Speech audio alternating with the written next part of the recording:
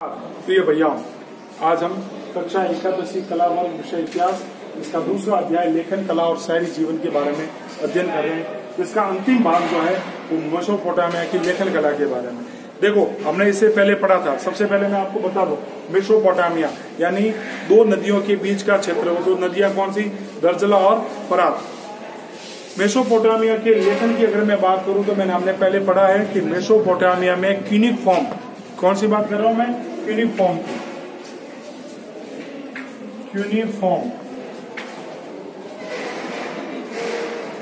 ये cuneiform Latin शब्द जो है वो क्यूनिस से बना लिया गया है, और जिसका अर्थ होता है वेज, या फॉर्मा का अर्थ होता है आकार, यानी इसका अपन कह सकते हैं अक्षरों के आकार से।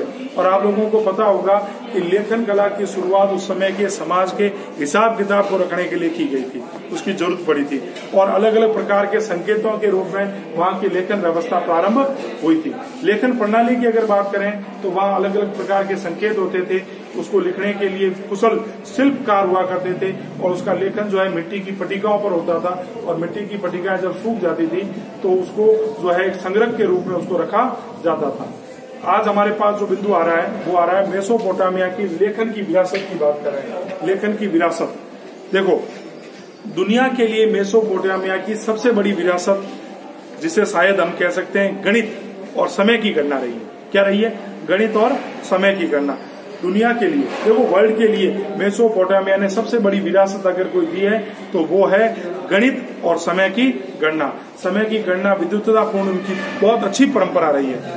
1800 के आसपास की अगर मैं बात करूं तो गुणक, विभाजन तालिकाएं, वर्गमूल तालिकाएं, चक्रवर्ती ब्याज की तालिकाओं का वर्णन, ऐसे बहुत से वर्णन हमको देखने को मिलता है। जैसे उदाहरण के लिए अगर मैं तो 2 का वर्गमूल इस प्रकार दिया गया है। 2 का वर्गमूल किस प्रकार दिया गया है?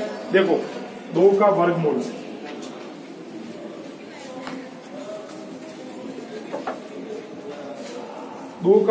इस प्रकार दिया गया है, ठीक है, जिसमें 1 +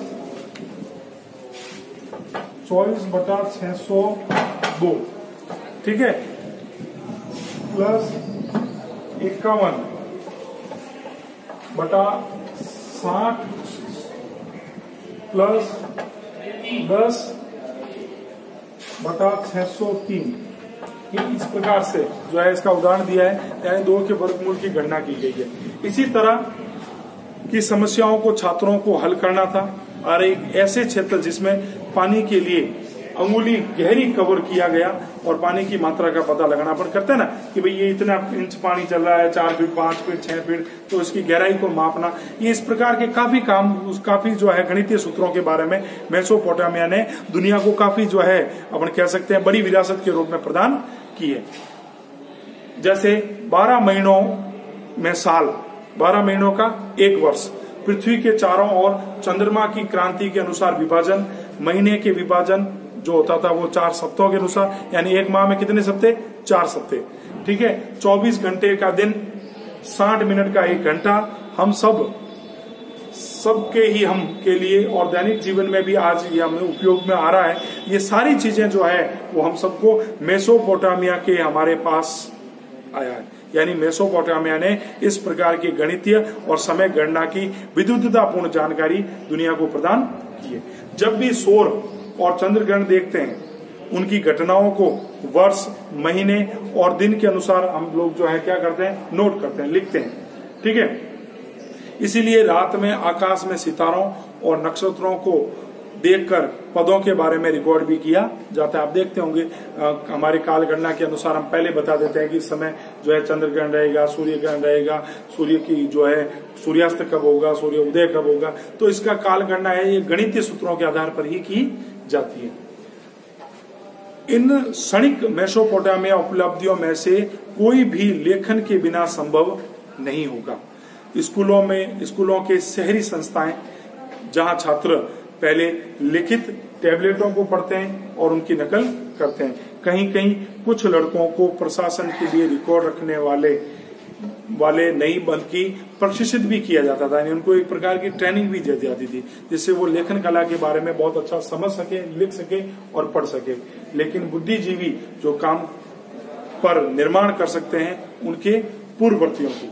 ठीक है, यानी हम कह सकते हैं कि मेसोपोटामिया ने दुनिया को गणित और समय गणना की बहुत बड़ी परंपरा जो है प्रदान की है। देखो, हमने गणित और उसकी परंपराओं की तो बात कर ली, लेकिन उससे पहले हमने जो पढ़ा था, आप लोगों को जानकारी में होगा कि लेखन का इस्तेमाल जो है वो मुख्य रूप से 4 कार्यों के लिए किया जाता था। याद आया? सबसे पहले शब्द कोशों के रिकॉर्ड बनाने के लिए, यानी शब्द कोशों का रिकॉर्ड, यानी आने वाली पीढ़ियां उसको पढ़ सके।